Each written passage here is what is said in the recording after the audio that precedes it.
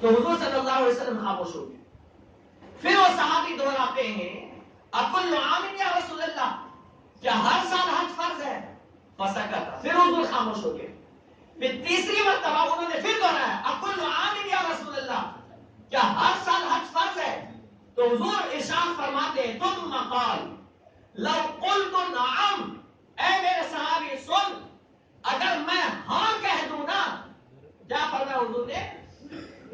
لو قلت نعم لوجبت، اگر میں ہاں کہہ دوں تو میرا اللہ تم پر ہر سال حج کو فرض فرما دے گا.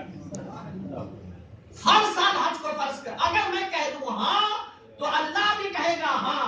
سبحان اللہ. لوگ کہتے ہیں کہ اختیار ہی نہیں ہے. اختیار نہیں ہے تو حضور ایسا کیوں فرما رہے ہیں؟ اب غور کرنے کی چیز ہے. بعض لوگوں نے کہا نا کہ حضور اور سب جو ہے معاذ اللہ کی نگاہ میں چمار سے زیادہ ذلیل ہے.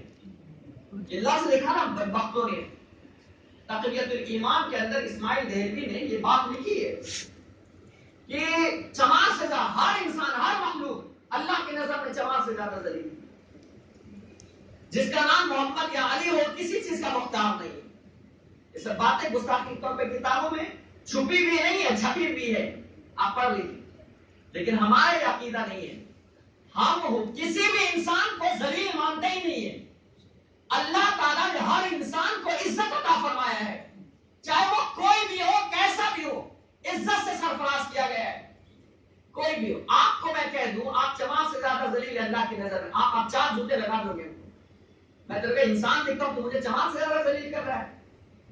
میں کہہ دوں تم کو تو گدھے کی طرح دکھ رہا ہے، اب بھی مار ماری ہو جائے گی آپ کو. تو اللہ کیسے کسی انسان کو ذلیل کر سکتا ہے؟ یقیناً ہم سب محتاج تو ہے، خدا ہی کے محتاج ہے، اس میں کوئی دو رائے نہیں ہے. لیکن اللہ تعالیٰ نے ایسے الفاظ سے ہم کو کبھی نہیں پکارا ہے، اور نہ ایسے الفاظ سے ہم کو کبھی کہا ہے. کبھی نہیں. جب اللہ رب العزت نے کبھی ایسا نہیں کہا ہے تو کسی کو کیا اختیار ہے کہ ایسے الفاظ اللہ کے بندوں کے حوالے سے کرے؟ ہے اختیار نہیں ہے. لیکن یہاں کہا کہ ہر انسان، ہر مخلوق چاہے وہ کوئی بھی ہو، اللہ کی نظر میں چمار سے زیادہ. وہ اصل نشانے تھے حضور صلی اللہ علیہ وسلم یہ تو ہی. لیکن میں آپ کو بتاتا ہوں، دیکھو میرے نبی کی شان. حضور فرماتے سنو، اگر میں کہہ دوں لو قلت نعم، اگر میں ہاں کہہ دوں لوجبت، تو اللہ فرض فرما دے ولم استطعتم، اور یہ بھی سن لو کہ تم کر بھی نہیں سکتے ہو. بس اللہ نے صاحب مال پر، صاحب استطاعت پر زندگی میں ایک مرتبہ حج فرض کیا ہے، بس ایک بار. باقی جتنی مرتبہ آپ کو کرنا ہے وہ نفلی ہے، لیکن فرض ایک ہی بار ہے. یہ حضور کا اختیار. ثم قال ذروني ما تركتم فإنما هلك من كان قبلكم بكثرة سؤالهم واختلافهم على أنبيائهم فإذا أمرتكم بشيء فأتوا منه ما استطعتم وإذا نهيتكم عن شيء فادعوه. تو آپ فرماتے ہیں حضور صلی اللہ علیہ وسلم نے فرمایا کہ جو باتیں میں نے تم سے کہہ دی ہیں نا اس پر عمل کرو، اور جس چیز کو میں نے چھوڑ دیا ہے نا اس کے بارے میں کثرت سے سوال مت کرو، اس لیے کہ تم سے پہلے جتنی امتیں ہلاک ہوئی ہے وہ انبیاء سے کثرت سے سوال کرتے تھے، بار بار سوال کرتے تھے، الٹے سیدھے سوال کرتے تھے، اور الٹے سیدھے سوال کرنے کی وجہ سے وہ ہلاک ہو گئے ہیں. اس لیے بلا وجہ کے سوالات نہیں کرنا چاہیے. سوال وہی کرو جو ضرورت کی چیز ہو. ہمارے یہاں آخر حضرت کہ فلاں نبی کے دادا کے بیٹے کا نام کیا تھا، وہ کون سے نبی ہے، وہ کون سی عورت ہے جن کے والد بھی نبی، بیٹا بھی نبی، شوہر بھی نبی، بھائی بھی نبی، بتا دو. نہیں بتایا تو کیا والد نہیں ہے؟ اور بتا بھی دیا میں نے تو کیا کر لے گا تو؟ اس سے تمہاری نماز صحیح ہو جائے گی، اس سے تمہارا روزہ صحیح ہو جائے گا، اس سے تمہارا کیا؟ جو چیز تم پر فرض ہے تم کو پوچھنا چاہیے تھا کہ کن پانی سے وضو کرنا جائز ہے، کن پانی سے وضو کرنا جائز نہیں ہے. آپ کو یہ پوچھنا چاہیے تھا کہ نماز پڑھو تو کہاں ہاتھ باندھو، ناک کے نیچے باندھو، سینے کے اوپر باندھو، کہاں باندھو، ہاتھ چھوڑ دوں، ہاتھ باندھو تو اس طرح باندھو یا ایسا باندھو، کیسا باندھو، کان تک ہاتھ لے جاؤ تو کان تک لے جاؤ یا ایسے سامنے جو پیدل کرتے رہو. آپ کو یہ بات پوچھنا چاہیے تھا. تو پوچھ رہے کہ नबी के दादा के पोते का नाने का नाम बता। चल रहा है ना व्हाट्सएप पर, जिसने ये बता दिया तो इसको ये इनाम, ये इसको ये कर दो, जियानत की बात है, समझे? तो ऐसे सवाल में कभी नहीं जाइएगा। वो कौन सी चीज है जो औरत दिन में 2 बार करती है, दिन में मर्द 5 बार करता है, और 3 बार करे तो हलाल, 2 बार करे तो हराम? कौन है जो बताएगा? ये ऐसे ऐसे सवाल बना बना करके लोगों को उलझाए रहते हैं। काश इसकी जगह पर नमाज के मसाइल हो गए, रोजे के मसाइल हो गए, कुरान के मखारिज हो गए, ये चीजें सीखो तो ज्यादा सवाब भी मिलेगा। और बिना वजह उल्टे सीधे के सवाल में इंसान पड़ा रहता है, परेशान रहता है। ये कभी नहीं पूछा कि दाएं रखूंगा तो मेरे नबी की तरफ से कितने इनामात मिलेंगे, 5 वक्त की नमाज पढ़ूंगा तो अल्लाह कितना राजी हो जाएगा। तो कसरत सवाल से बचो, इसलिए कि तुमसे पहले जितनी भी उम्मत हलाक हुई है वो कसरत सवाल की वजह से हुई है। बिना वजह के सवाल करते थे और हलाक हो जाते थे। तो एक हदीस मैंने आपके सामने पेश की। अब दूसरी हदीस की तरफ अब आपको मैं बढ़ाता हूं, इसको भी सुनिए। हुजूर सल्लल्लाहु अलैहि वसल्लम ने हमें क्या क्या चीजें बताई और कितना इख्तियार अल्लाह ने हुजूर अलैहि सलाम को अता फरमाया है। ईद के दिन कुर्बानी कब करनी चाहिए? शहर में कब करनी चाहिए बताओ? ईद की नमाज हो जाए उसके बाद ही ना। और गांव देहात में तो ईद से पहले भी अगर किसी ने कर लिया सूरज निकलने के बाद उसकी कुर्बानी दुरुस्त है, लेकिन शहर में ईद की नमाज के बाद ही कुर्बानी है शहर में। अब हुजूर सल्लल्लाहु अलैहि वसल्लम का फरमान आपको सुनाता हूं। अनिल बराई قال ذبح ابو برده قبل الصلاه فقال له النبي صلى الله عليه وسلم ابدي لها قال ليس عندي الا جزعه هي خير من مسنه قال اجعلها مكانها ولن تجزي عن احد بعدك। अल्लाह का फरमान ये है कि कुर्बानी करना शहर में तो नमाज के बाद, अगर किसी ने नमाज से पहले शहर में कुर्बानी कर ली तो उसकी कुर्बानी नहीं होगी। ये आम हुक्म है, सबके लिए यही हुक्म है। लेकिन अब यहां पर मेरे रसूल पाक का इख्तियार देखो, हुजूर अलैहिस्सलाम का हुक्म देखो। एक सहाबी है हजरत बरा बिन आजिब रजी अल्लाह तआला अन्हु, वो बयान करते हैं कि उनके मामू हजरत अबू बुर्दा रजी अल्लाह अन्हु ने नमाज ईद से पहले कुर्बानी कर ली। तो नबी करीम सल्लल्लाहु अलैहि वसल्लम ने फरमाया कि नमाज के बाद इसके बदले में दूसरे जानवर की कुर्बानी करो, क्योंकि नमाज के बाद असल कुर्बानी है। नमाज से पहले अगर कर ली तो मानी नहीं जाएगी, क्योंकि अल्लाह का हुक्म है ना, ये अल्लाह का फसल रब्बिका वन्हर, पहले अपने रब के लिए नमाज पढ़ फिर कुर्बानी कर, ये अल्लाह का हुक्म है, समझिएगा। तो उन्होंने अर्ज की या रसूलुल्लाह सल्लल्लाहु अलैहि वसल्लम, हुजूर मेरे पास अब तो कुछ है नहीं, बस 6 माह का बकरी का एक बच्चा है। कितने का है?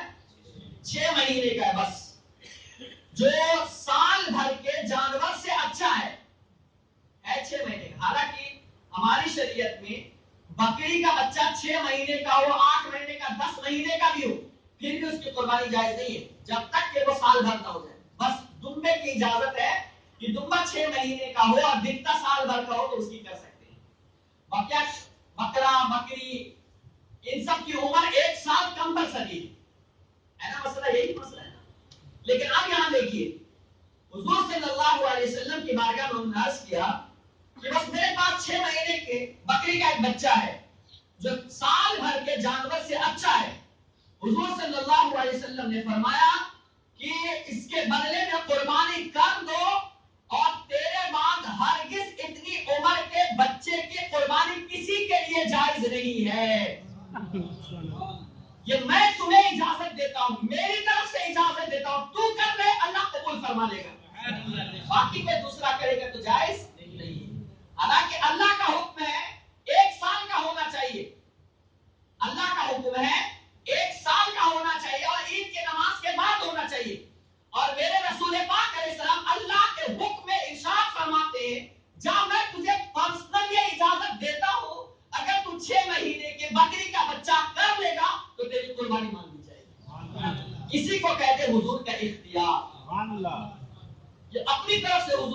اختیار دیا ہے. اختیار سمجھ میں آتا ہے؟ لوگ کہتے ہیں حضور تو محتاج ہے، یہ ان کا نبی ہوگا. ہمارے نبی تو یہاں بھی مختار ہے اور وہاں بھی مختار ہے. وہ مختار ہی ہے. اللہ نے انہیں مختار دو عالم بنا کر کے بھیجا ہے. صحیح بخاری شریف کی حدیث ہے، انا قاسم واللہ یعطی. صحیح بخاری شریف میں کتاب العلم کے اندر والیوم 1 میں یہ حدیث ہے کہ انا قاسم، میں تقسیم کرتا ہوں اور اللہ مجھے عطا فرماتا ہے. دیتا مجھے اللہ ہی ہے لیکن بانٹتا میں ہوں. یعنی اس کا مطلب یہ ہو گیا کہ جو کچھ ہمیں ملے گا وہ حضور کے در سے ملے گا، اور جس نے حضور کو چھوڑ دیا خدا اس کو کچھ نہیں دے گا. خدا اس کو اچھا یہاں چالاکی اس حدیث میں بغل والے لوگ کیا کرتے ہیں پتہ ہے؟ کہ صرف حضور علم مانگتے ہیں اور باقی کچھ نہیں دے سکتے. چور تو ہوتے ہیں، عقل کے بھی چور ہے، دماغ کے بھی چور ہے، پاگل تو ہوتے ہی ہیں. کہتے ہیں خدا جب دین لے لیتا ہے تو عقل بھی چھین لیتا ہے. کیا کہتے ہیں؟ صرف علم مانگتے ہیں اور باقی چیز حضور نہیں دیتے. لیکن اب میں تم کو وہی صحیح بخاری شریف کی حدیث سناتا ہوں.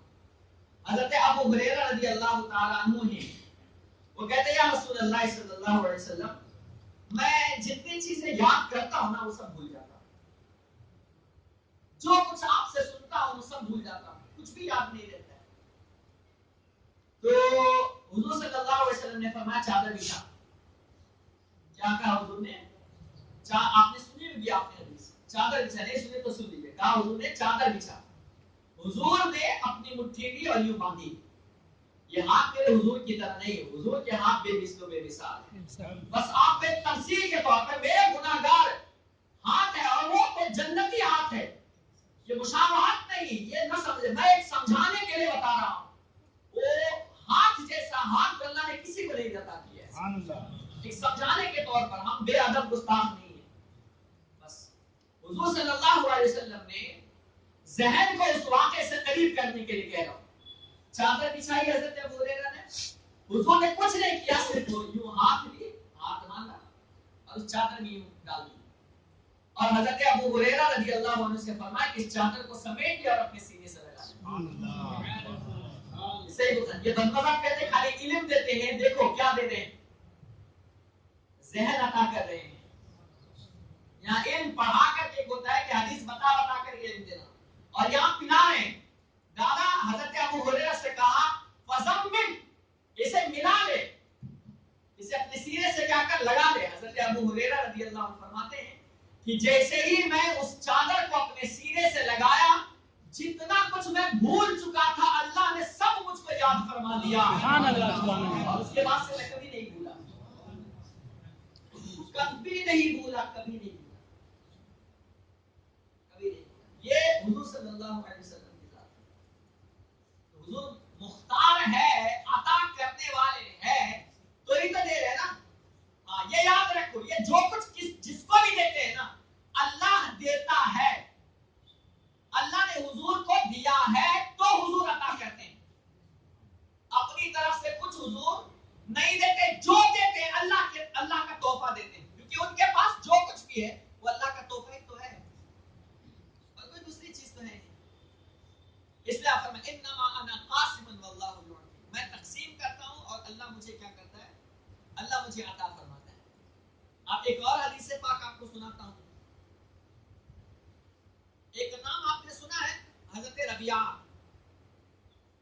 یہ بھی صحیح بخاری شریف کی حدیث ہے. حضرت ربیعہ کا مسئلہ ایسا تھا، حضرت ربیعہ کا مسئلہ ایسا تھا کہ وہ حضور صلی اللہ علیہ وسلم کو وضو کروایا کرتے تھے. وضو کا پانی لاتے تھے اور حضور صلی اللہ علیہ وسلم کو وضو کرنے کے لیے وہ خود سے پانی ڈالتے تھے. اور شاگرد کو ہمیشہ اس چیز کا خیال رکھنا چاہیے کہ وہ اپنے استاد کی خدمت کرے. ہمارے یہاں تو اگر کوئی استاد کسی کو کام کہہ دے تو اس کے ماں باپ آ کے لڑائی کرنے لگتے ہیں. میرا بیٹا گھر میں جھاڑو نہیں لگاتا، تم کام کرواتے میرے بیٹے سے.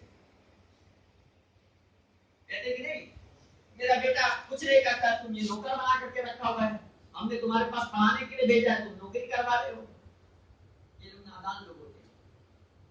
ہارون رشید نے اپنے بیٹے کو بھیجا تھا ایک قرۃ سبا کے استاذ کے پاس.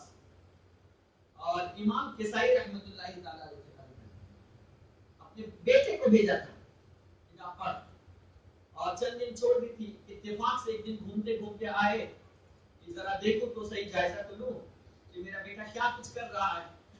تو جب آتے نا ہارون رشید بادشاہ اپنے وقت کے نیک پرہیزگار متقی، جب وہ آئے تو کیا دیکھ رہے ہیں کہ استاد جو ہے نا وضو کر رہے ہیں اور ان کا بیٹا جو ہے نا وہ پانی ڈال رہا ہے لوٹے سے. اب جب استاد نے دیکھ لیا تو اب ان کو ٹینشن شروع ہو گیا کہ میں استاد بادشاہ کے بیٹے سے وضو کروا رہا ہوں. تو ان کو اندر اندر ڈر سا محسوس ہونے لگا کہ اب میرے ساتھ کیا ہوگا، کیونکہ بادشاہ کسی کے نہیں ہوتے نا بادشاہ، لیکن وہ نیک بادشاہ تھا، پرہیزگار، اللہ والا تھا. تو وہ جب آیا نا تو استاد تو ڈر گئے تھے، لیکن وہ آ کر کے استاد کو کچھ کہنے کے بجائے اپنے بچے کو تھپڑ مارتے اور کہتے نادان ابھی تک تجھے استاد کا احترام نہیں آیا ہے. ہونا تو یہ چاہیے تھا کہ تو ایک ہاتھ سے پانی ڈال اور ایک ہاتھ سے استاد کے ہاتھ پیر کو دھل. ایسا تو نے کیوں نہیں کیا کہ ایک ہاتھ سے پانی ڈالا اور ایک ہاتھ سے ان کے پیر کو دھلے. اور اگر کوئی استاد ایسا کروا لے نا تو پکی بات ہے جنگ ہو جائے گی اور اس استاد بیچارے کو بھگا دیا جائے.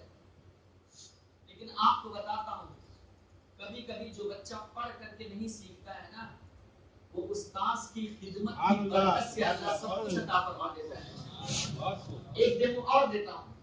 ہندوستان میں ایک محدث گزرے ہیں حضور حافظ ملت علیہ رحمہ، اور پاکستان میں ایک محدث گزرے ہیں محدث پاکستان علامہ سردار احمد صاحب. یہ دونوں شاگرد ہیں علامہ صدر الشریعہ مفتی امجد علی صاحب صاحب بہار شریعت کے. اور یہ دونوں اجمیر مقدس میں یہ دونوں پڑھتے تھے علامہ صدر الشریعہ علیہ رحمہ کے پاس.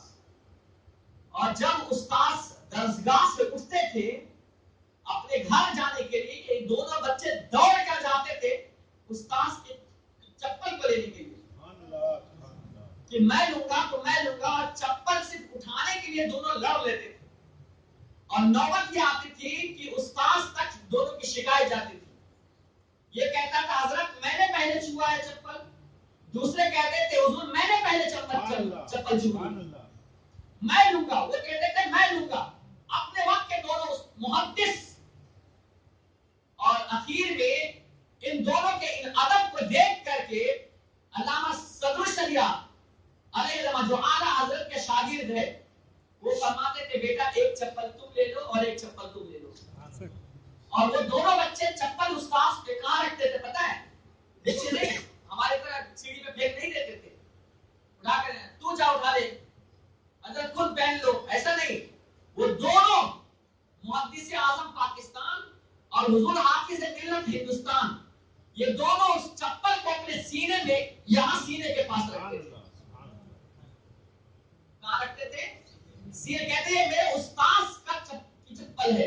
اتنا ہے اس ادب اور اس احترام کی وجہ سے اللہ نے انہیں اتنا علم عطا کیا کہ ایک کو ہندوستان کی سرزمین عطا کر دیا اور دوسرے کو پاکستان عطا فرما دیا.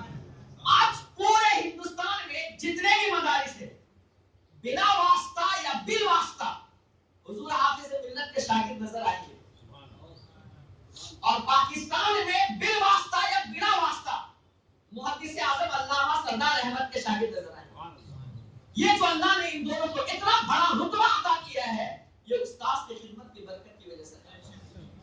اس لیے اپنے استاد کا احترام کیا کرو، ان کی خدمت کیا کرو، ان کے کپڑوں کو لے جا کر کے استری میں دیا کرو، ان کی پلیٹیں دھلا کرو، ان کا خیال رکھا کرو، اور ان کے پیرنٹس اس استاد کا خیال رکھے.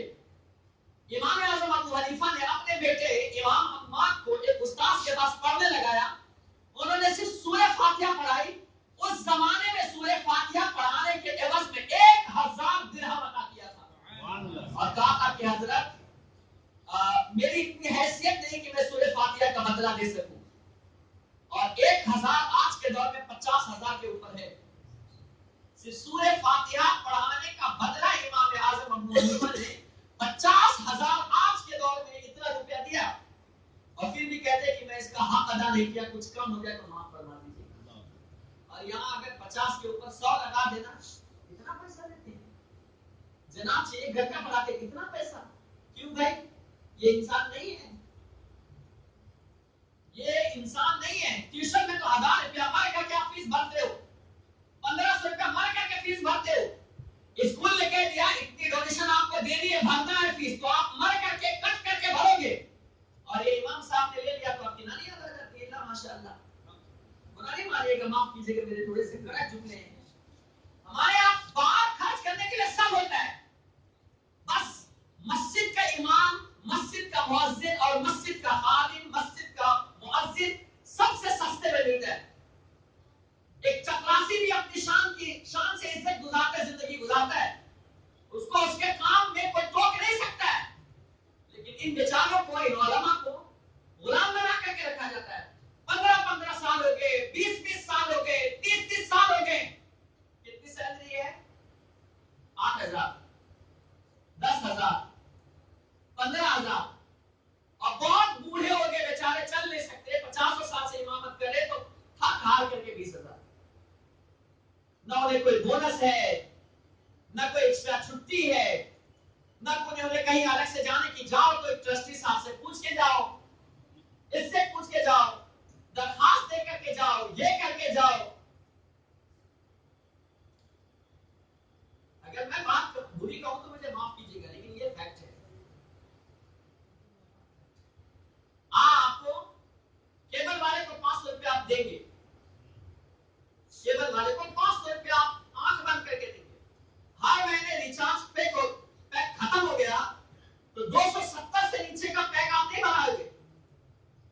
اور جیو والے نے تو 719 کا 3 مہینے کا کر دیا ہے, 84 دن کاٹ لیتا ہے, 3 مہینہ بھی پورا نہیں دیتا ہے. بھراؤ گیا مر کر کے, بعد نیٹ پیک بھر گیا تو دوسرے سے لے کر کے کرو گے.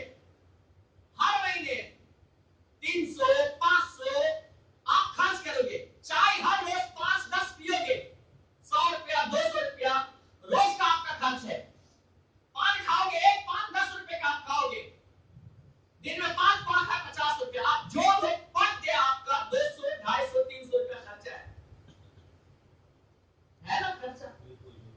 آپ مجھے بتاؤ, آپ نے یہ جو علماء ہے, یہ جو آپ کی خدمت کرتے ہیں, آپ کے اٹھنے سے پہلے مسجد کھولتے ہیں, آپ کے آنے سے پہلے مسجد کی صفائی کرتے ہیں, آپ کے آنے سے پہلے باتھ روم ہو یہ ساری چیزیں صفائی کرتے ہیں, اوپر نیچے دیکھتے ہیں. آپ سوتے رہتے ہو, آپ کے آنے سے پہلے مصلی پر آپ کا امام بیٹھا ہوا رہتا ہے.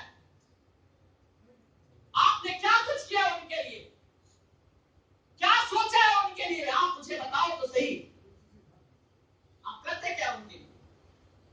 اور اگر ان سے بالفرض کبھی غلطی ہو جائے, کوئی غلطی ہو جائے بالفرض, تو معاف نہیں کرتے, بھگاؤ. اور فتوا تم دیتے ہو, یہ فتوا, اس کے پیچھے نماز نہیں ہوگی, اس نے ایسا کیا, شریعت کہا. اور تو جو فجر میں نماز پڑھنے نہیں آتا ہے, تجھے مصلی اور یہاں کا ٹرسٹی بننے کا حق ہے.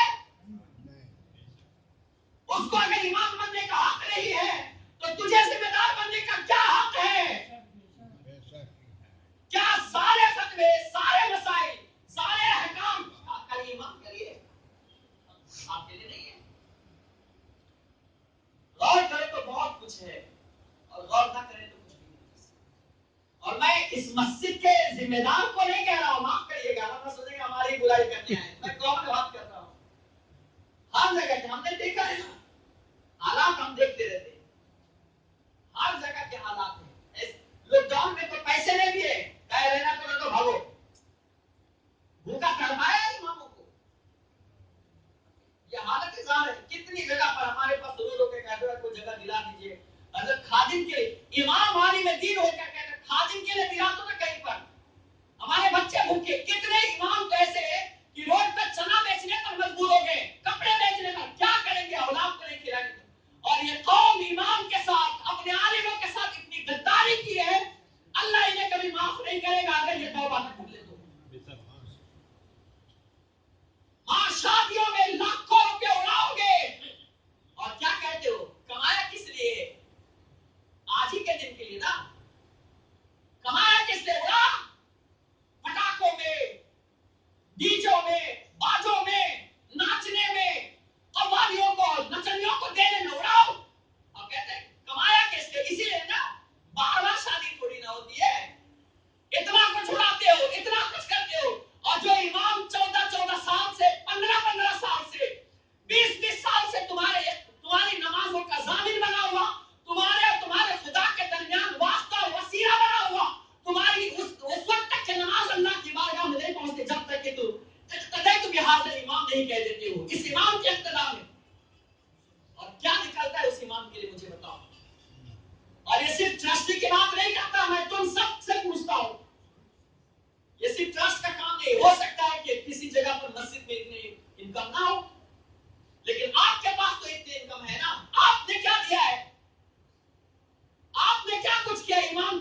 مؤذن کے لیے، خادم کے لیے کبھی توفیق ہوئے کہ اپنی سیلری میں سے 5% میں فکس کر لیتا ہوں مسجد کے امام خادم مؤذن کو دوں گا؟ اگر ہر آدمی جتنا کماتا ہے، ہر آدمی چاہے 10,000 کمائے، چاہے 20,000 کمائے، چاہے 25,000 کمائے، چاہے 50,000 کمائے، جتنا کماتے ہو اس میں سے 5% سے ہی، اور اتنا نہیں دے سکتے ہو 2% سے ہی، وہ 2% نکال لو اور اپنے امام مؤذن خادم کے لیے نکال کر کے دے دو۔ اللہ کی قسم یہ مصلی پر بیٹھ کر کے جب تمہارے لیے ہاتھ اٹھا کر دعا کریں گے نا تو 200 سے آپ کو 200 کروڑ اللہ تعالیٰ فرمائے گا۔ ان کی دعا میں وہ تاثیر ہوتی ہے، ان کی خدمت میں وہ تاثیر ہوتی ہے۔ یہ العلماء ورثۃ الانبیاء کے مظہر ہے، یہ نبیوں کے وارث ہوتے ہیں۔ ان کے بارے میں کیوں نہیں سوچتے ہو؟ یہ اپنا ٹکڑا کسی سے نہیں بتاتے، صرف اللہ سے بتاتے۔ یہ اور بات ہے، ان کے کپڑے پر کبھی داغ نہیں آتا، لیکن ان کے دل میں کتنی چھلنیاں ہیں اور کتنی الجھنیں ہیں وہ صرف وہ جانتے ہیں، ان کا خدا جانتا ہے۔ تم نے تو صرف مذاق اڑانے ہیں، تم نے تو ایک امام کی توہین کر دی ہے، تم نے تو بس موقع تلاش کرنا ان کو گرانے کے لیے۔ ان کی عزت کون کرے گا، ان کا احترام کون کرے گا؟ میرے آقا صلی اللہ علیہ وسلم نے فرمایا من صلی خلف العالم فکأنما صلی خلف من الانبیاء۔ من صلی، غور کرو، من صلی خلف العالم، جو شخص کسی عالم کے پیچھے نماز پڑھا، عالم کے اقتداء میں نماز پڑھی، من صلی خلف العالم فکأنما خلف من الانبیاء، گویا ایسے ہیں جیسے انہوں نے نبیوں کی اقتداء میں نماز ادا کی۔ سبحان اللہ، سبحان اللہ۔ عالم کے پیچھے نماز پڑھنا ایسے ہے جیسے نبی کے پیچھے نماز پڑھنا ہے۔ اور اس ایسے شہسواروں کے لیے آپ نے کیا سوچا ہے؟ ایسے کے لیے آپ نے کیا کیا ہے؟ دوستوں پر ہزار، ایک بار ڈھابا جاؤ گے 3,000 5,000 اڑا کر آؤ گے، کسی بڑے ہوٹل میں جاؤ گے ہزاروں روپے خرچ کر کے آؤ گے، لیکن میرے ساتھ کیا آپ سے مہینے میں کیا صرف 500 روپیہ 300 روپیہ 200 روپیہ آپ سے نہیں نکلے گا؟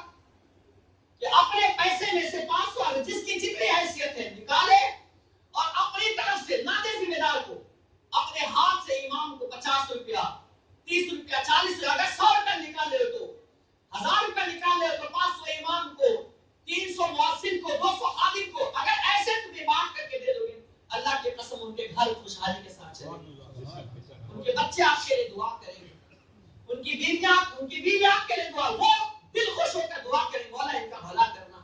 مجبوری میں یہ ہمارے کام آ گئے، پریشانی میں یہاں تو تسلی دینے کے لیے بڑے لوگ آتے ہیں کہ امام کے ساتھ ایسا نہیں ہونا چاہیے، اس کے ساتھ ایسا نہیں ہونا چاہیے، اس کے ساتھ ایسا نہیں، ٹرسٹ یہ کرتے ہیں، تو کیا کرتا ہے؟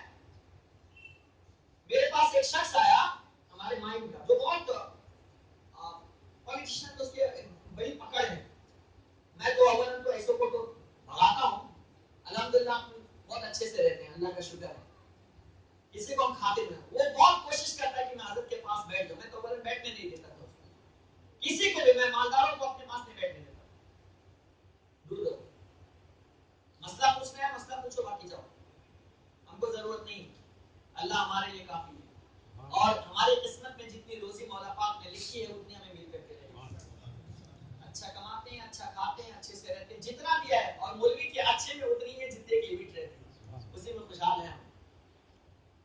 لیکن میں بتانے کا مقصد میرا صرف یہ ہے کہ وہ آیا نہیں، میں نکاح پڑھانے کے لیے گیا تھا، اس کی آفس کی، وہ زبردستی کہا کہ حضرت تھوڑی دیر کے لیے میرے آفس میں آ جائے نا، قدم رکھ لیں، ٹھیک ہے، جب آ گیا تو چلو، گیا میں تو ہمارے ٹرسٹ کے اوپر خوب برائی کرنے لگی، خوب برائی کیا، اس نے یہ کیا، اس نے ایسا کیا، اس نے دیتا ہے امام کے ساتھ ایسا سلوک کرتا ہے، میں سنا، اور پھر اس کے بعد اس نے اپنی پہچان، میری پکڑ یہاں ہے، میرے پاس اتنے بڑے بڑے لوگ آ کر کے میرے پاس بیٹھتے ہیں، اچھا آپ ایک بات بتائیں کہ آپ کو اس مسجد میں آپ نے کتنا دیا ہے؟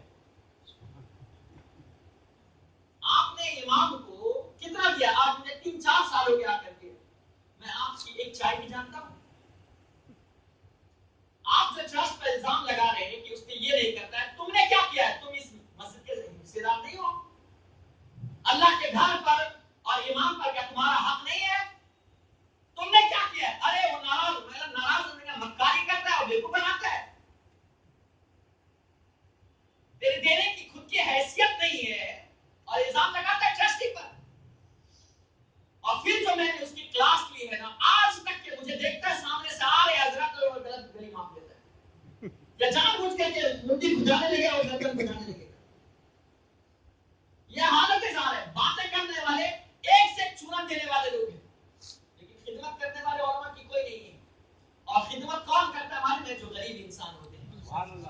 جن کی کمائی کم ہوتی ہے لیکن اللہ نے ان کا دل بڑا کیا.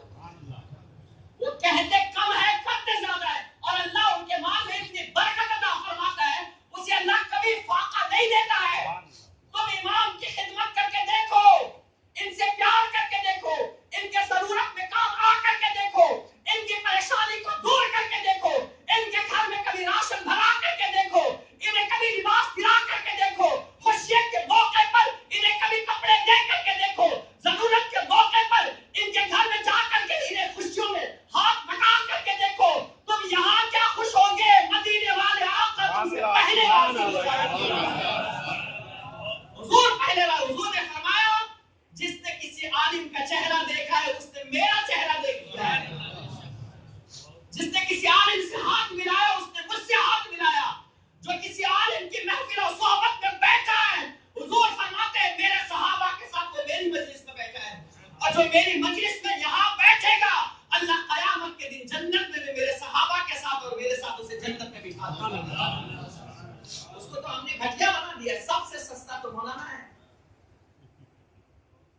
چندا والے, سائیکل پر گھومنے والے, قرآن خوانی والے, یہی بنا رہے. کیوں تم نے بنایا ہے؟ تم نے اگر تم نے صحیح خدمت کی ہوتی نا, ان میں کوئی بزنس مین ہوتا, ان میں کوئی تاجر ہوتا, ان میں خود کی کوئی دکان ہوتی, ان کے فیملی اچھے گھر میں رہتے, کسی بلی میں تمہارے محتاج نہیں رہتے. یہ سہارا لگا رہتے کہ کوئی دعوت آ جائے, کسی کے یہاں سے کچھ آ جائے تو ہم اپنے گھر کا گزارا کرتے. اور تم نے انہیں قلاش بنا کر کے چھوڑا. کل قیامت کے دن اللہ تمہیں معاف نہیں کرے گا. قلاش بنا کر کے, اور پھر کہتے ہیں کہ یہ صوفی صاحب ہے, یہ کس طرح زندگی گزار ہے, ان کو پتا ہے. یہ تو ان کا توکل خدا پر ہے